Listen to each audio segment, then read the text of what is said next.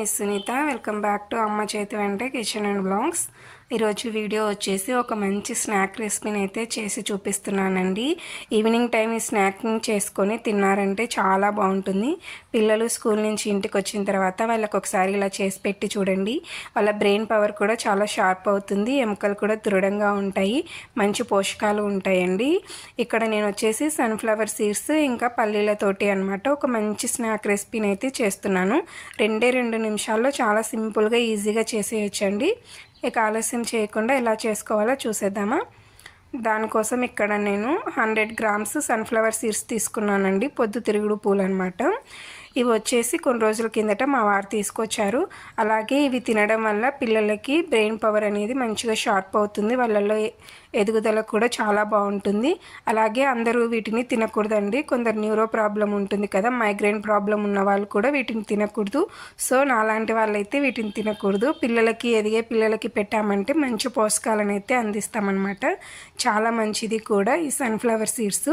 ఎవరికైతే migraine problem ఉంటుందో వాళ్ళు వచ్చేసి ఈ సన్ఫ్లవర్ సీడ్స్తో చేసిన ఏ రెసిపీ కూడా తినకూడదు. అలాగే ఆయిల్ కూడా తినకూడదండి. ఆ విషయం గుర్తుంచుకొని చేసుకోండి.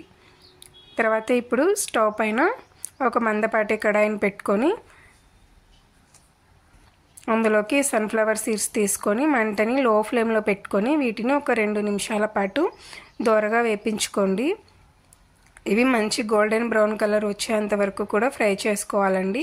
అలాగైతేనే ఇందులో ఉండే పచ్చివాసన ఏమైనా ఉంటే పోతుందన్నమాట. అందుకు మంటని లో ఫ్లేమ్లో పెట్టుకొని వీడియోలో చూపిస్తున్న ఈ విధంగా ఫ్రై చేసుకోవాలండి.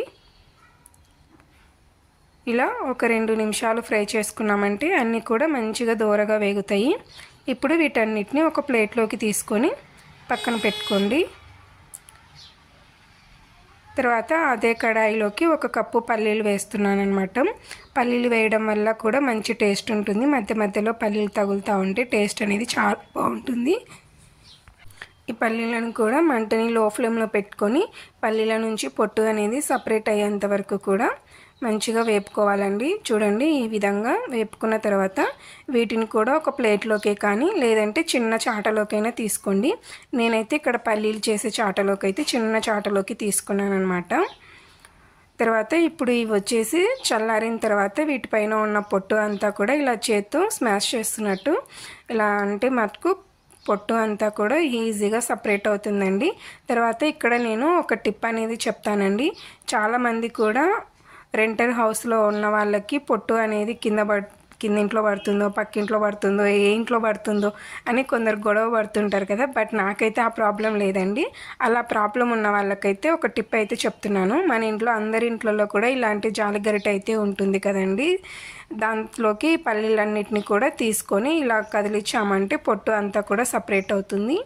నాకు ఇక్కడ పల్లీలు పడుతున్నాయని అనుకోకండి. ఈ గరిటెకు ఉన్నది ఒకటి రౌండ్ది ఊడిపోయిందనమాట. సో అందుకనేసి దాంట్లో నుంచి పల్లీలు అనేవి కింద పడుతున్నాయి.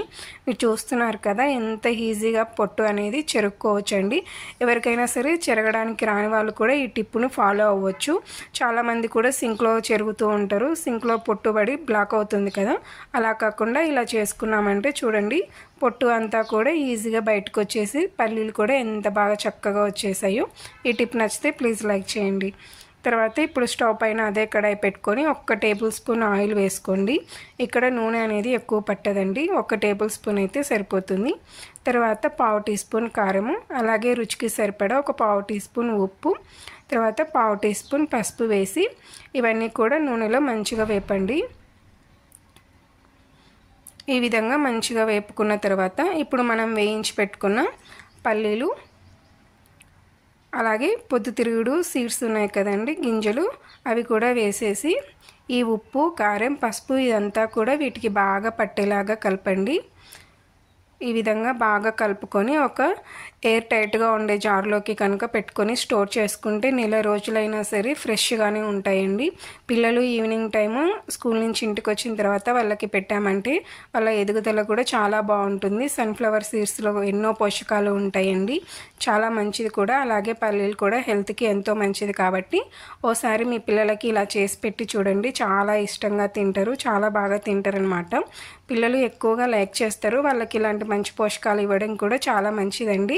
చూసారు కదా, ఈ విధంగా మీరు కూడా మీ ఇంట్లో ఒకసారి ట్రై చేసి చూసి మీకు ఎలా కుదిరింది అనేది మీ ఫీడ్బ్యాక్ని కామెంట్ సెక్షన్లో షేర్ చేసుకోవడం అస్సలు మర్చిపోకండి. అలాగే వీడియో నచ్చితే ప్లీజ్ లైక్ చేయండి, మీ ఫ్రెండ్స్ అండ్ రిలేటివ్స్కి షేర్ చేయండి. ఇలాంటి మరిన్ని tasty and simple quick recipes కోసం మన ఛానల్ని సబ్స్క్రైబ్ చేసుకోండి. Thanks for watching. Thank you all.